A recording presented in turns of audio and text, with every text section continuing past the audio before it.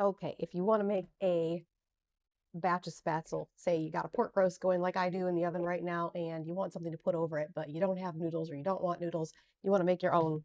There's a German dumpling recipe that I learned from my mom called Spaetzle. Good luck spelling that. I think it's like Spaetzle or something like that. Whatever. Spaetzle. It's German dumplings. It's basically noodles.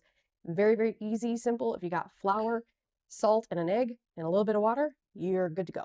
So we're going to start out with, you don't have to be exact on this. I think I'm going to do about 2 cups of flour. Look, I'm not measuring precisely. Just throwing a couple cups of flour in there. You don't need to be exact on this. Salt.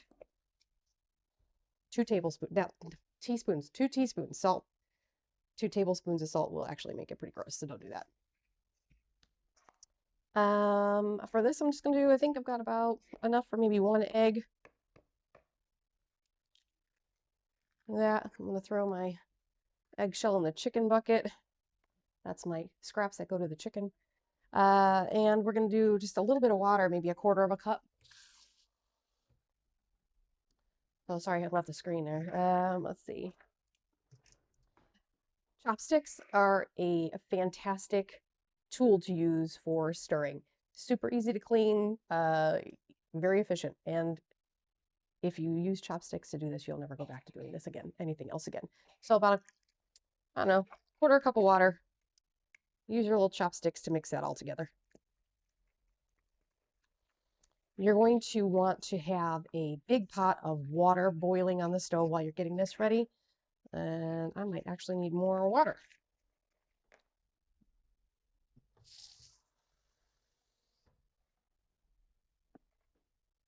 Add more water as you go.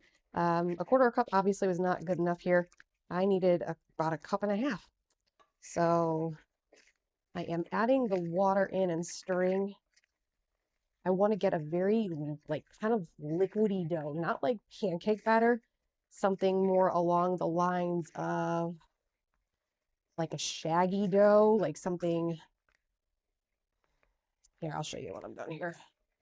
Actually, just a touch more water.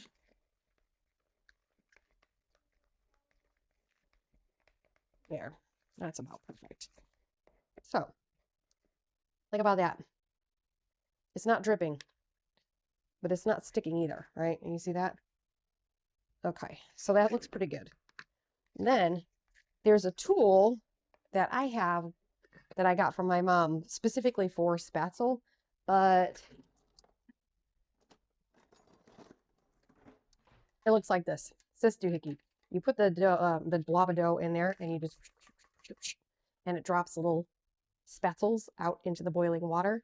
And as the water boils, the spaetzle cooks. The spaetzle will float to the top when it's ready. So when it's ready, I like to let it sit in the boiling water just for a little bit longer, maybe like a minute longer after it starts floating, and then use a slotted spoon to scoop them out, put them in a bowl off to the side, and they're done. They're ready to go.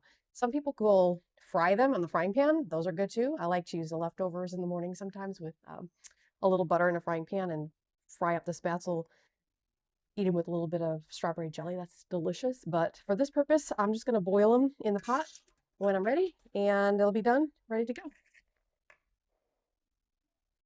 Okay, there I am. Hi. Okay, so now my water is boiling and our spaetzle dough looks a little bit like this.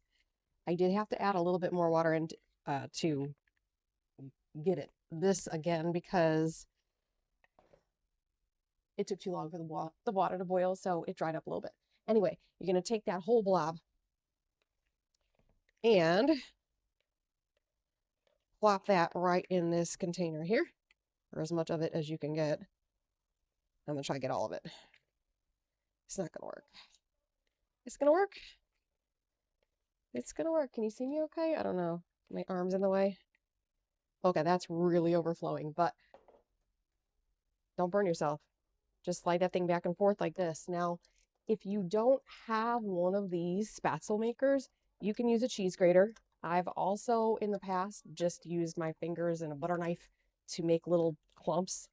It doesn't need to be pretty or uniform in any way. You're just trying to make some little dumplings here. This is a fantastic tool though. I think it's just called a Spaetzle maker, and you can probably get it pretty cheap on Amazon. I've had this one from my mom for years now, but look how quick that goes, right? It's all empty pretty much now. So that's that. I got most of it out of the bowl. I'm going to put that in the sink to soak right away so it doesn't dry on there because it's like glue.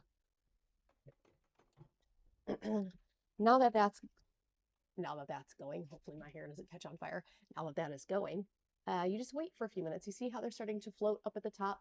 Those are technically done. You can get them out of there. I've got this doohickey. It came with a deep fryer, but I didn't like the deep fryer. And now this is all I have left of that expensive tool. But I use it to scoop up the spaetzle. I let my spaetzle cook for another minute or two. Give it a little stir.